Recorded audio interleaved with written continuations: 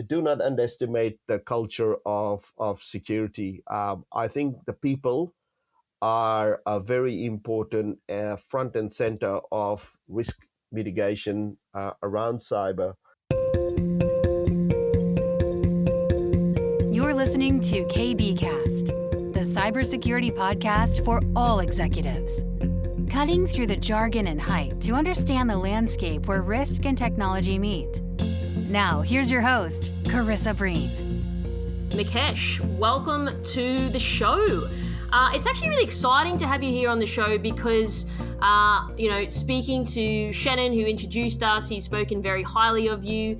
And I mean, look, you've been at your current company now for quite a long time. So I'm really curious to hear your experiences and how you've seen the industry really evolve and where we're sort of headed moving forward. And I really want to dive into the specifics of that. But before we do that, we always like to start our podcast off with talking about you and your journey. So please, Mukesh, can you please walk our listeners through where you started to where you are now? Thank you, Carissa. Thanks a lot for inviting me today and sharing my journey and my experience and talking about something that's very close to my heart. My journey started off in an island called Fiji, which most of you go there for holidays, but that's where I started. And I've got over 20 years of management experience in IT and IT related technology. Working for a multinational over this period in islands and in Asia Pacific, and progressively moving on and delivering large scale digital transformation. More recently, though, as we know, the cyber risks are evolving and are escalating. And so my focus over the past 3-4 years has been on security, and hopefully I can share today with your listeners some of the ways in which we can mitigate cyber risk and what I see out there happening in the world. So thanks for having me. Thanks for being here. And on a random side note, I was actually in Fiji a few weeks ago, which you already knew anyway. It was one of the best places I've been to in the world. Apart from I got very sunburnt, and I came back to Australia, and I definitely was peeling from the sunburn. It's just another level of like heat that I've never experienced. But I had so much fun there. So yeah, it was a great couple of days or week or whatever it was. So really, really enjoyed my time there. Would you say, so you said you start off in Fiji and then you've come to Australia. Do you sort of see quite a big dissonance between both these countries in terms of maturity? And if so, can you explain a little bit more about sort of the delta between them? That's a really, really good question. Definitely a very different size of the business, the complexity of business. And depending on how you look at it, those markets, some markets are very simple in the way we do business. And in Australia, the market's quite sophisticated, complex, and a lot of technology has been used. The beauty about this is when you look at cybersecurity and risk mitigation and controls, those controls apply consistently across the smaller markets and the more developed markets, because you need to have a consistent, I mean, you're only as good as your weakest link. So you need to make sure that your controls are operating effectively in all those markets. So, one of the things I want to get into with you today, Mukesh, is talking about managing risk. Now, everyone talks about in the industry, like reducing risk, managing risk, remediating risk, all this type of stuff, right? So, I really want to get your thoughts with your position and your experience on really how to carry that conversation internally. And I ask this because I feel a lot of people just give it airtime and say, oh, yes, yes, CEO, yes, board directors, we are reducing the risk. But in actuality, they're not really doing that. So I'm really keen to hear about what is your methodical approach about actually doing that. And a lot of people, there's a lot of talk, but there's not a lot of walking. So can you shed any sort of light in your career about how people can go about doing this effectively and doing it the right way? Risk management, Carissa, happens in all organizations, whether they're small or whether they're large. I think we all recognize that the objectives in a smaller organization is slightly different to a large organization.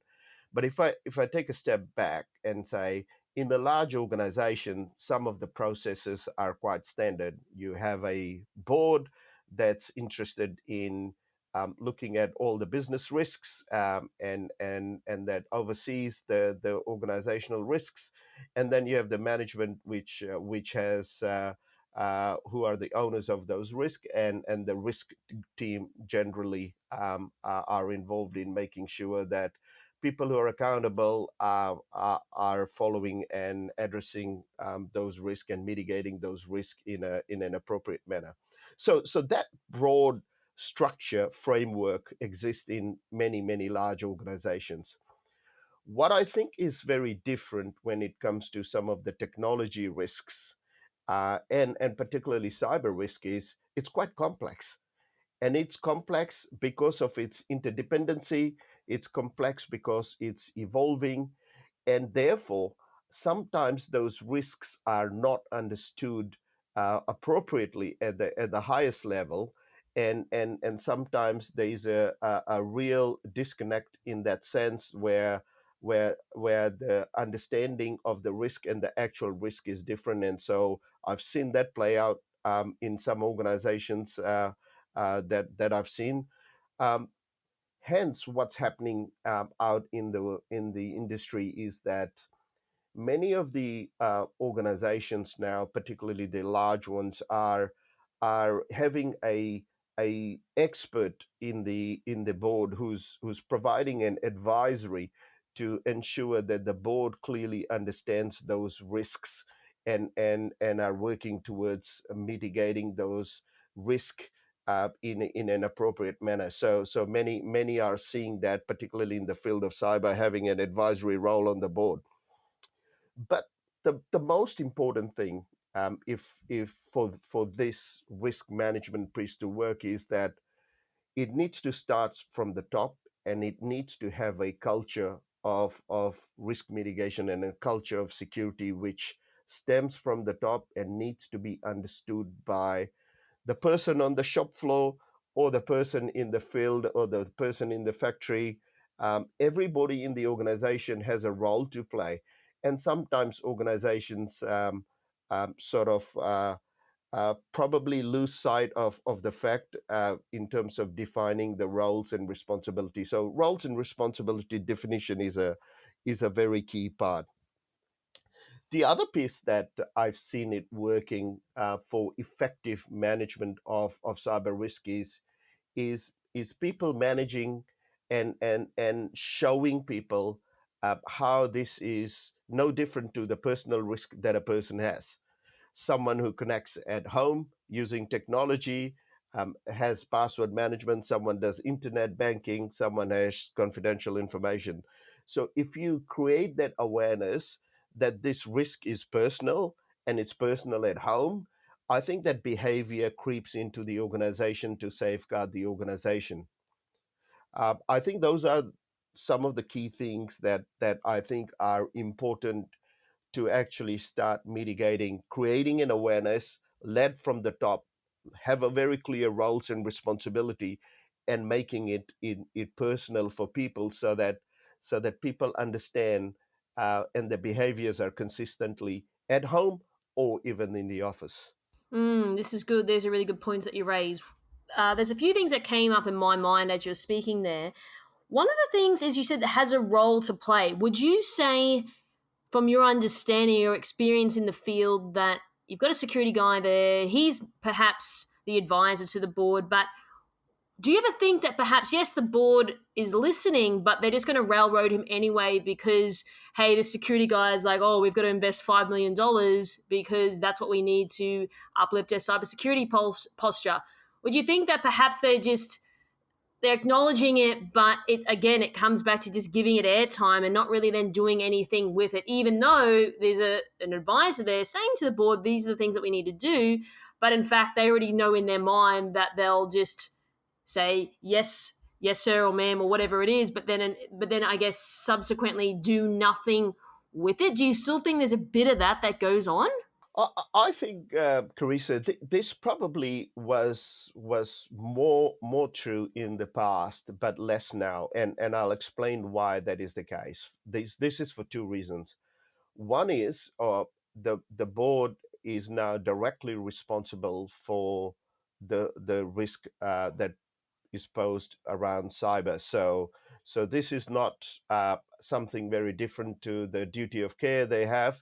This is the part of the role to ensure that this risk is mitigated appropriately in their organization. So I think that's driving the right behavior at the very senior level as well. The second piece is we can see incidents happening. We can see all those attacks happening. And this is not a hypothetical, what if this happens? What if that happens? It's the question of when it happens, are we equipped?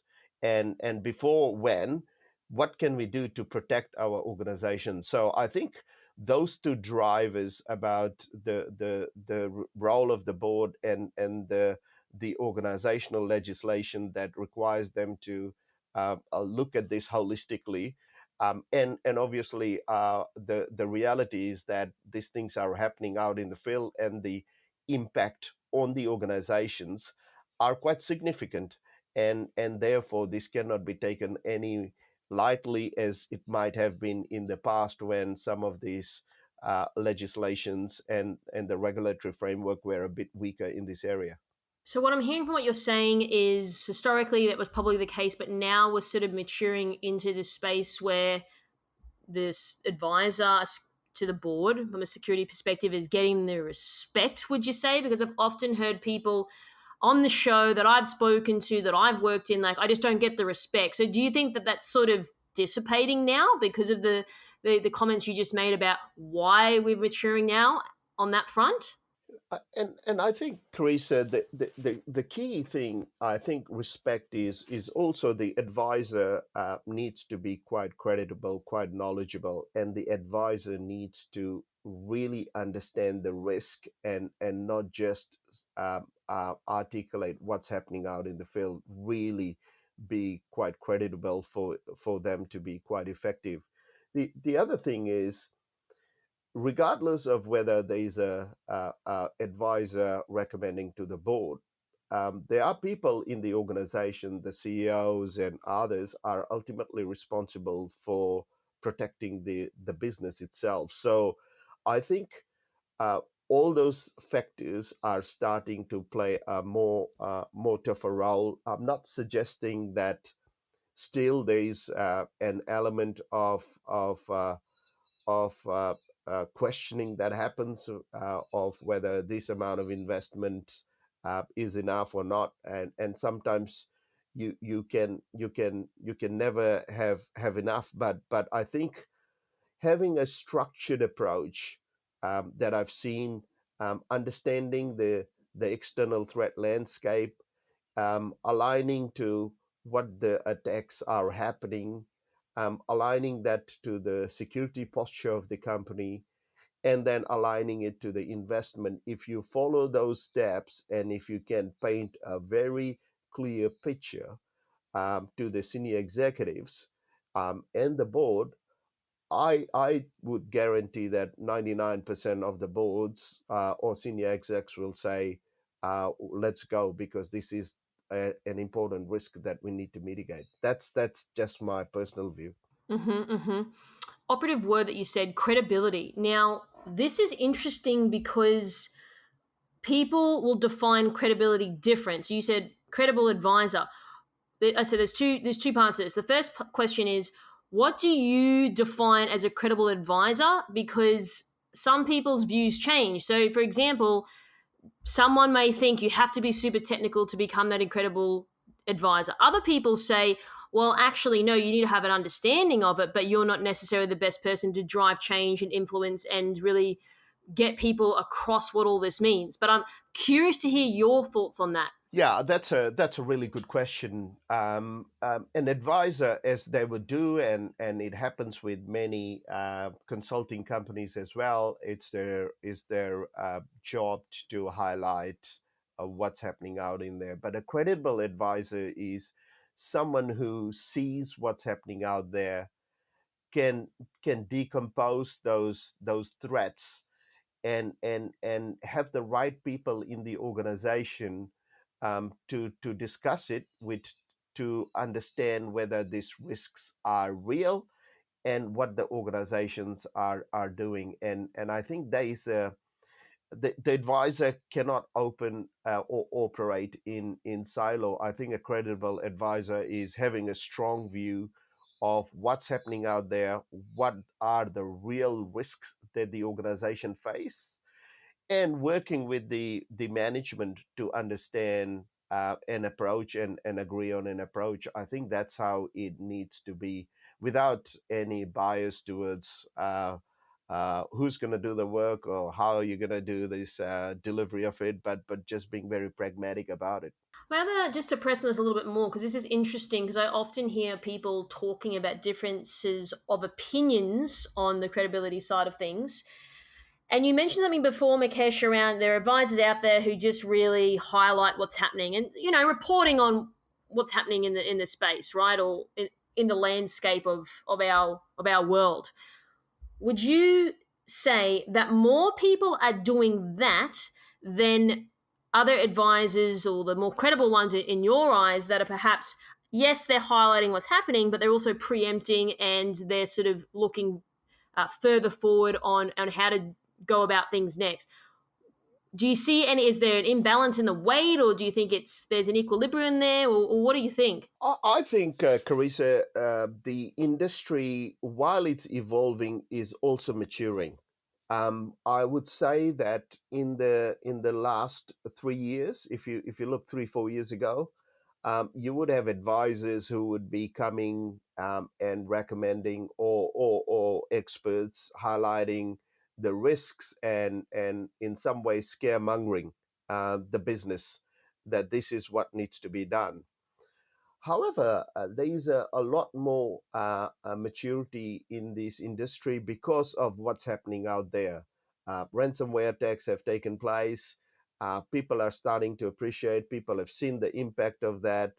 People are now understanding what's real and what's possible, and also then having some level of independent view of, okay, what is the business impact? And so I think it's a combination of things, and I think that has put pressure on some of the independent advisors to be a bit more pragmatic about recommendation, because you can spend a lot of money in cyber yet not achieve the outcome. So the key is understanding the risk, understanding the assets, understanding the compliance that you want to meet and assets you want to protect, and then you have a strategy with a very clear vision, and a framework that sort of is funded, and I think all those things have to happen in unison for you to effectively start mitigating the business risk and tracking those. So I think the landscape is evolving, but also the maturity of the industry is also progressing along. And you know that in Australia we've got the critical infrastructure legislation bill that's come through, and that requires many companies to now have a bit more requirement to report to the government on their cybersecurity posture, and the and the processes and the controls they have in operating in their businesses. So all in all, I think there's a lot more knowledge in the industry, some maturity. I'm not suggesting everybody advises on the wrong thing or the right thing. I think there's a good sense of people understanding it, and maybe they, if there's one area I would actually highlight, this is there are still a shortage of people who've actually done and have a really good understanding of technology risk and business risks, and combining all those two things to say, okay, this is what I propose we should do forward. Love those points. I think that's very, very true, especially the comment around people sinking money into things that actually don't help them anyway. Uh, One of the things I really want to explore now, Mukesh, is would you say it's a fair assumption that perhaps some people aren't aware of the risks they are actually managing? Now, I ask this because, I mean, I've worked in a company before. It's like, taken to the business, these are the risks, and they had someone very senior come in, well, interject and just say, yep, I accept all of them. And it's like, well, you don't really know what you're accepting here. So do you think there is still this dissonance between, yeah, we got these risks, but the business will just not care and they'll just say, yeah, I accept it, but they don't really know sort of the depth in which if something were to go wrong, what that means for an organization? Talk to me a little bit more about that.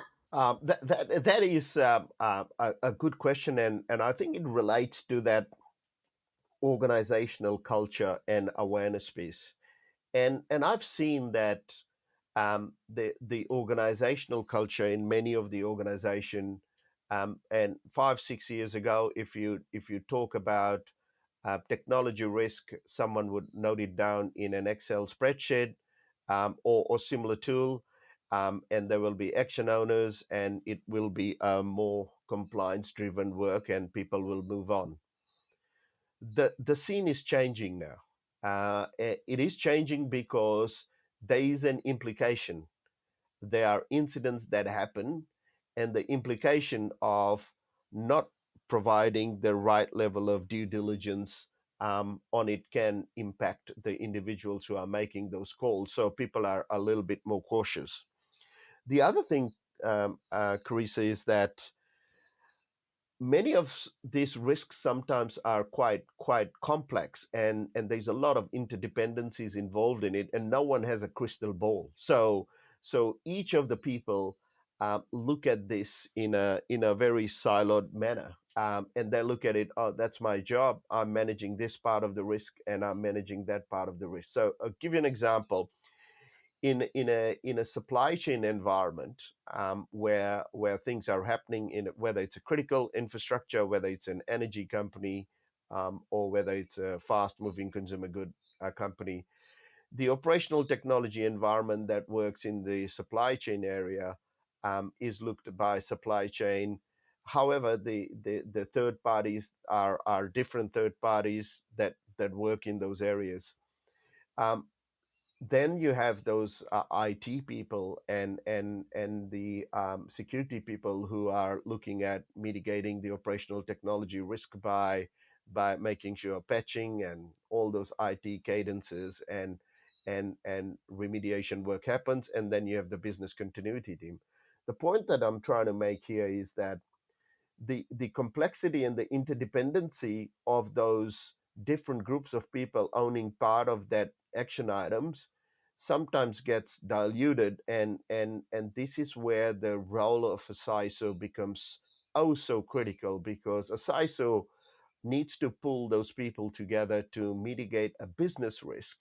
And the business risk of mitigating the risk in operational technology environment may require so many cross-functional stakeholders who just have a different point of view, or just that have limited action items. And that's the piece I sometimes think people accept the risk because it's a very siloed view of the world, whereas a CISO needs to lift that overall risk and maybe report at a higher level, if that makes sense. Yeah, it does. That makes sense when you talk about interdependencies.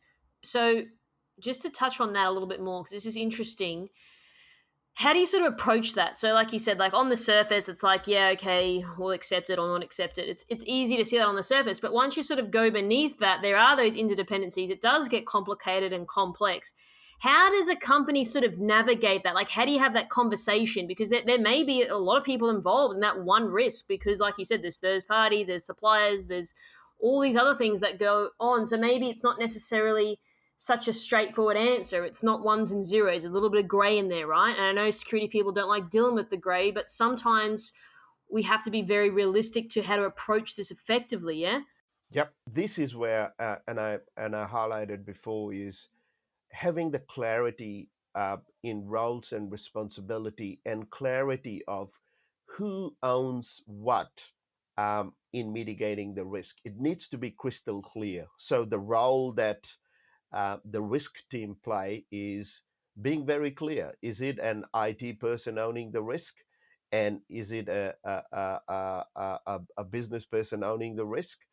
And ultimately be very clear of the owner of that individual risk item. And I think sometimes that gets blurry where there's many aspects and many players. So clarity is a very fundamental part of meeting those managing those risks. And I think once you find the owners of each of those areas, the key is making sure they understand the implication of accepting the risk or mitigating the risk, and that gets rolled up into the overall, if it's just one part of the equation in the overall risk management in that particular area. So a bit complex, but just understanding and making people understand what is the implication of accepting the risk or rejecting or mitigating the risk in that sense. Would you say many companies, from your knowledge, actually know who owns what? Or do you think that they may think that they know, but in actuality, that's completely different? And do you think that there is clear sort of territories, like this is my risk and this is what I'm owning, and those guys are over there? Do you think people have this sorted, or do you think that this is still a very blurred, as you just mentioned before?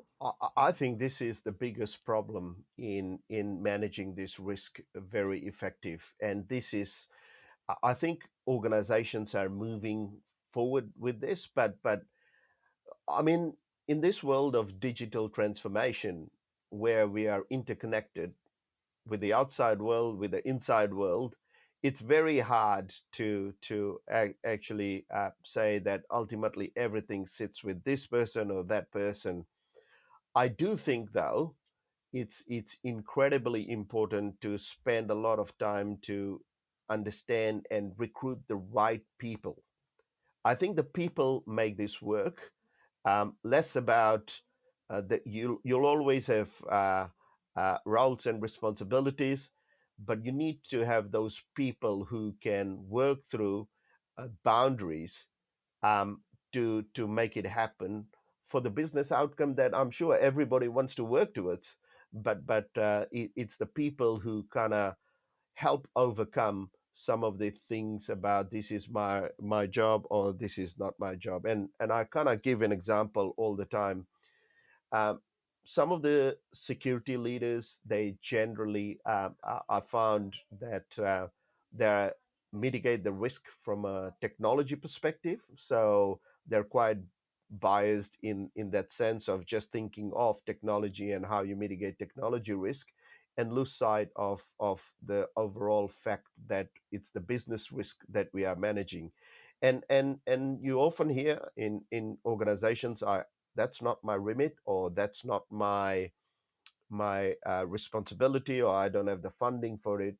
But I look at it in a slightly different manner, that if the organization is empowered you to mitigate the risk for the business, then it's the person's job to work with all those different stakeholders, make them understand that, and highlight those risks, and drive the right outcome. So I think people have a very important role, and leadership in this area is very, very critical to mitigate risk, because you're right.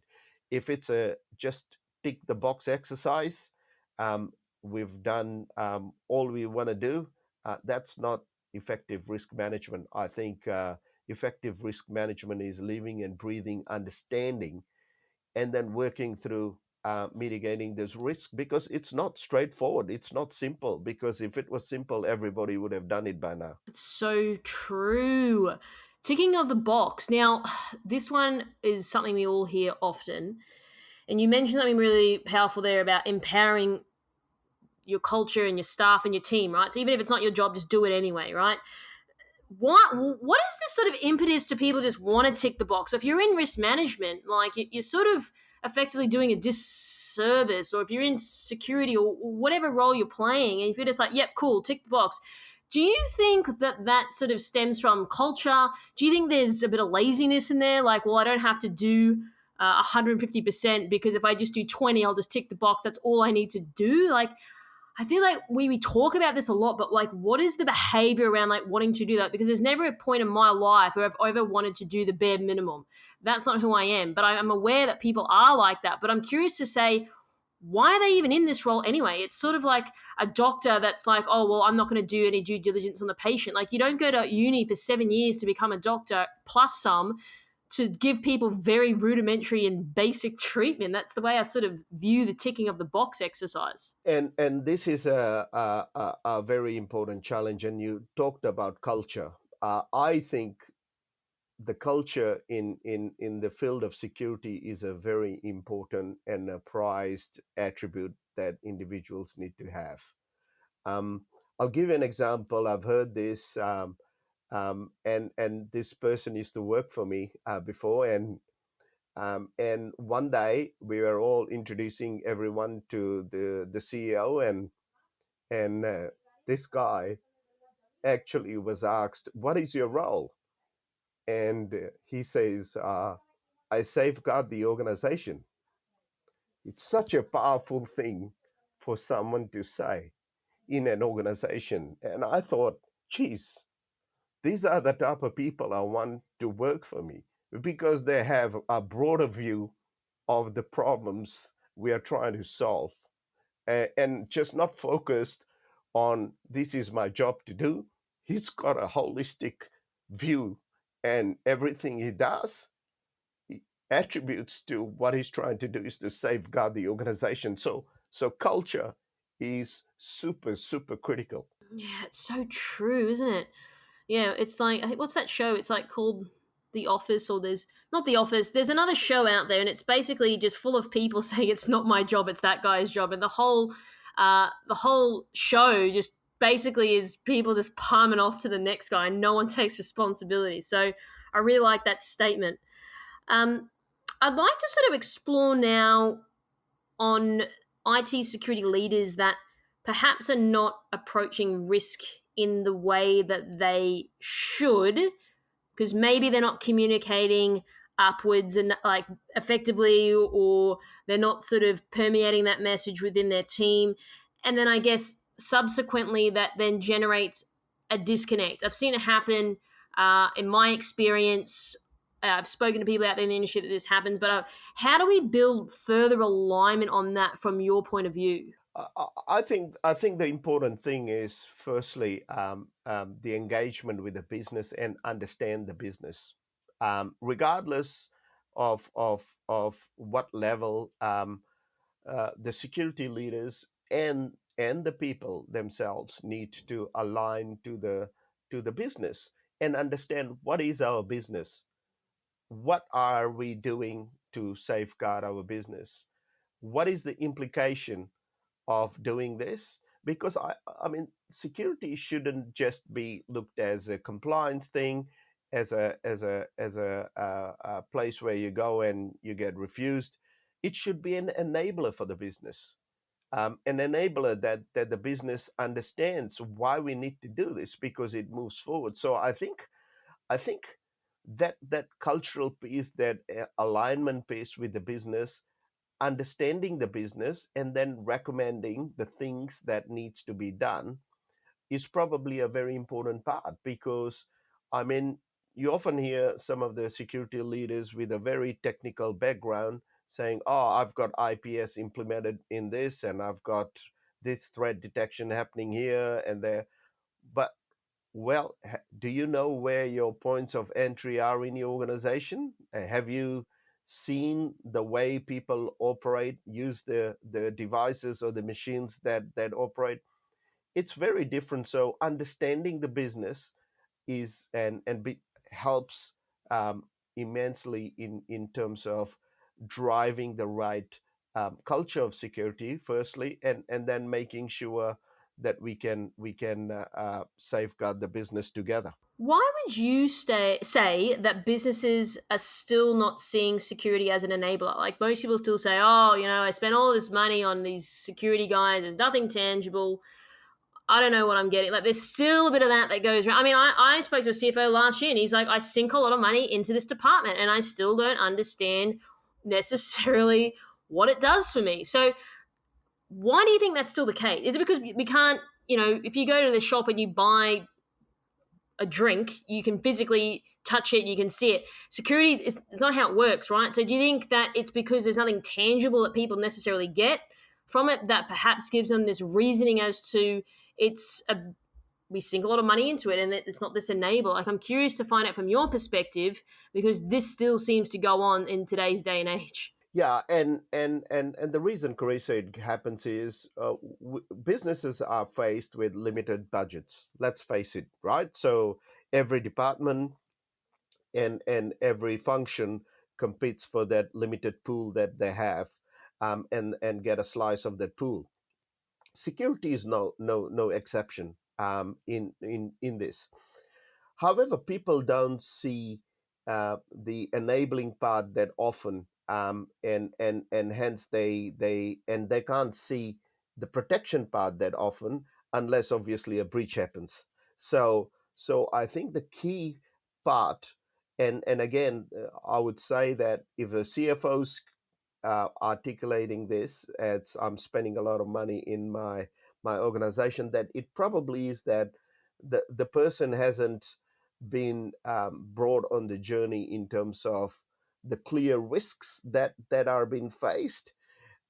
They haven't been sort of shared a very clear strategy of what risk we are managing, a clear vision, a clear strategy drivers, a clear program, and a clear progress tracking update on a regular basis. Because I think it's about education that changes people's behavior, that changes people's perception and culture. And I've seen and I've heard from some peers in other industries, that these comments do come when people haven't done this groundwork of explaining the risks, and obviously showing matrix that are more appropriate, showing matrix of the spend of security in the organization compared to the industry, and how all these things relate,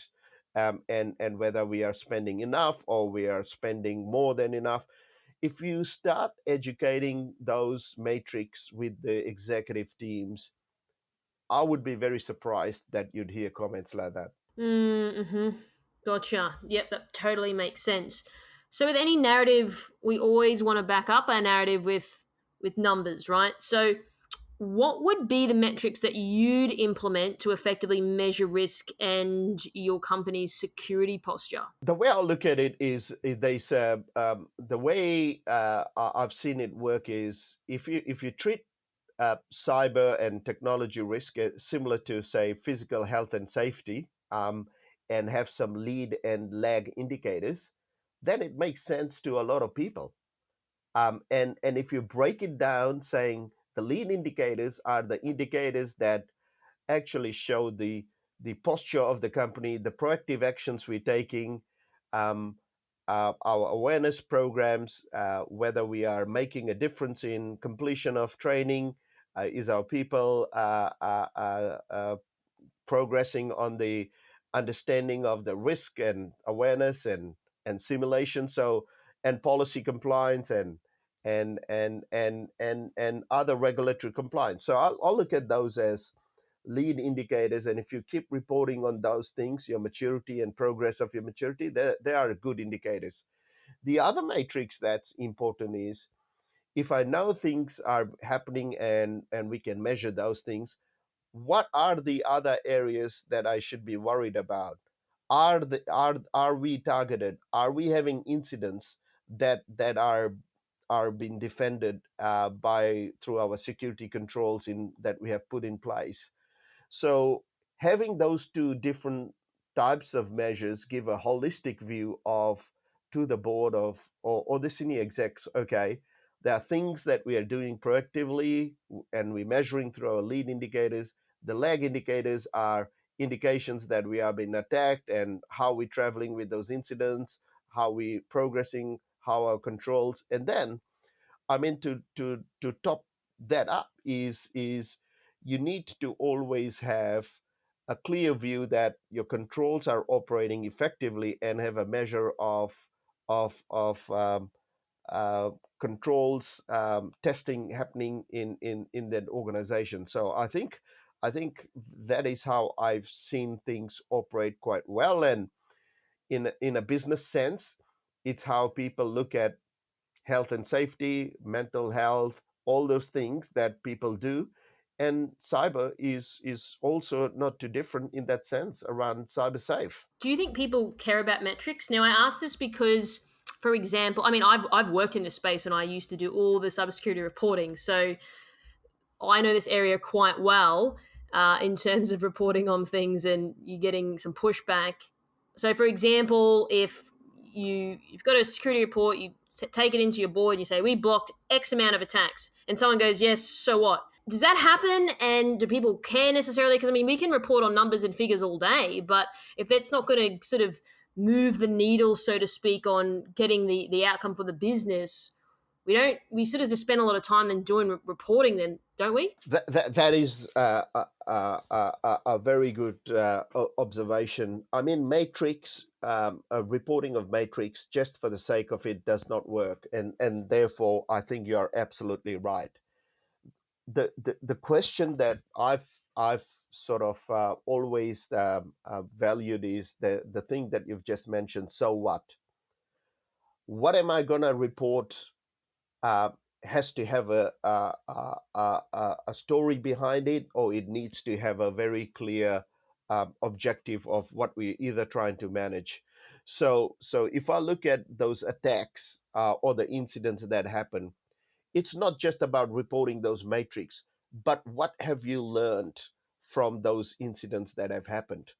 Have we increased the targets over the period of last month or the month before? And if the attacks are high, what are some of the reasons why we trending those things? um, from an incident perspective, what were the learnings from the incidents? What does it tell us about the controls? So I think the so what is very important. You're right. Just saying I had that many web attacks that we defended, these were the number of emails that were sent through and blocked, does not tell the story with just numbers, but I think it's the so what, and those hidden gems that you get in each of those leg indicators that tell you are you being targeted, and it gives the board or the executives a level of comfort. So if you were attacked 10 times more in a month, I'm sure the board would want to know, and I'm sure the CISO would want to know, why did that happen? What happened? Was there a reason for this to happen?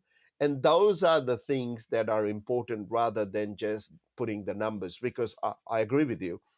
Numbers, just reporting the numbers aren't the most important thing, but the so what behind it is the very important part. Would you say this is a trap that people often fall into? So we've just spoken about, I mean, you could go for days or years reporting on numbers and have a very comprehensive report and report on everything to the nth degree. But if there's no sort of narrative or story to really back it up, it doesn't really mean anything to people. And rightly so, right? That they're looking at this through a keyhole. So do you think this is something that often happens, that people are like, oh, like someone could come to you and say, Mukesh, I'm doing all this reporting, I'm doing all this, but I'm getting that guy's or woman saying, so what at the end? So this must be a common theme that people fall into. Yeah, and this is where I think the reporting of matrix in cybersecurity is quite important. I think it's not about the the number of matrix you report. It's about the matrix you report that can relate to the risk that you are managing. I think that's the important thing. Everything you report needs to ultimately link to the risk that you are trying to manage. So, if I give you an example in a holistic way, you report on the people completion training stuff because you want to make sure that people are gaining a better understanding on the cyber culture, posture, etc., and the awareness program is becoming effective. If our phishing, as an example, failure rates are acceptable and are improving, and our completion rate, so that's a very important measure that we are showing. That should then translate into the organizational awareness that we see about people understanding a bit more about what's happening in cyber. That's just an example of it. So I think those measures that you report need to be very closely linked to the risk that you're trying to manage. And my final question for you today, Mukesh, would be as an executive with your experience and your knowledge and your career, what would be some advice you'd give to others about managing risk within their organization? Firstly, I think risk management is quite complex in large organizations. It's not straightforward, and it needs inputs from a lot of cross functional teams. So do not underestimate the effort that's required uh, uh, to do that effectively. This is not a compliance work, so an effective risk management piece requires a great collaboration across cross functional teams. Um, the second thing is understanding what are the assets that you are trying to protect, and what are the regulatory compliance that you are trying to achieve, and once you do that, you can then effectively communicate that to the board, and people have a clear understanding of it. The third piece is it's an evolving beast, if I'd call it that way. Cyber threat technology landscape is changing every almost day, so having an external lens, an external view of what's happening out there is an important, so that if you need to mitigate the risk, if you need to adjust your programs to mitigate the newer risk that may surface, which may be of a different priority, then you can do it if you have an external perspective of what's happening. And the last thing is do not underestimate the culture of security. I think the people are a very important front and center of risk mitigation around cyber. And I think this is not easy because we're living in a world where things are changing, people come and go, and to build a culture while operating in an environment where regulatory it's getting harder, um, threats are evolving. It's not easy, and in an organization that I've worked for before, we used to use a slogan to say "Stop, Think, Act, Protect" as part of our awareness slogan. Very straightforward, very effective, but it is those things that require people to actually apply to in their everyday work, in their everyday life, whether they're at work or whether they're in their personal lives. That is what moves the needle for the better to mitigate this risk of cyber. I love that. I love the slogan. Well, Mukesh, really, really appreciate your time today, and I really have enjoyed listening to your experience and your insight. Thanks for coming on the show. Really appreciate it. Thanks, Carissa, for having me, and thank you very much. Have a good day. Thanks for tuning in. We hope that you found today's episode useful and you took away a few key points.